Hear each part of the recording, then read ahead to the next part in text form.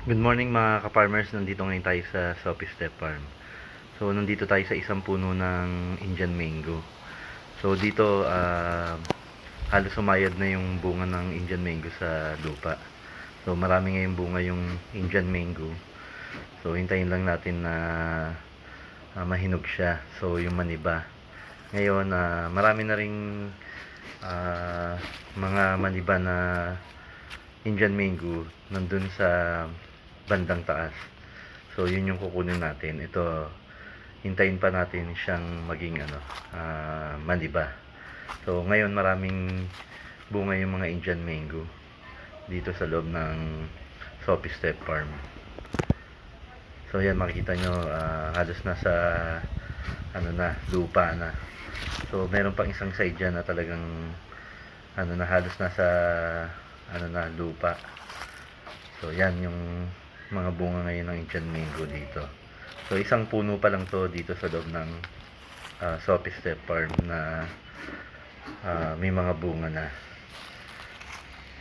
So sa mga kabilang side pa rin, maraming bunga doon, malapit doon sa piggery.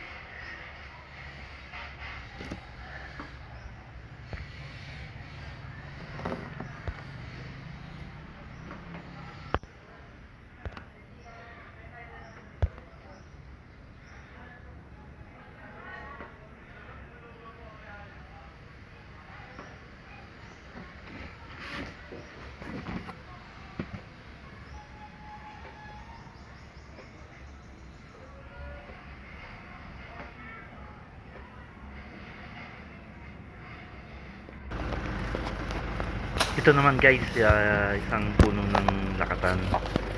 So hinarvest na rin namin yung isang piling ng lakatan.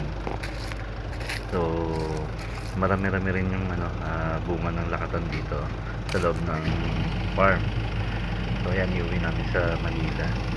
So iba-iba yung mga variety ng saging dito. Lakatan, senyorita, taba. So maraming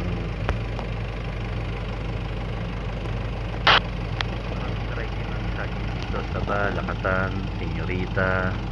So ang dami ko tinanim dito sa loob ng Sophie Step Farm. So ngayon nagbubunga na lahat. So every time umuwi kami ng Manila, marami kami naiuwi.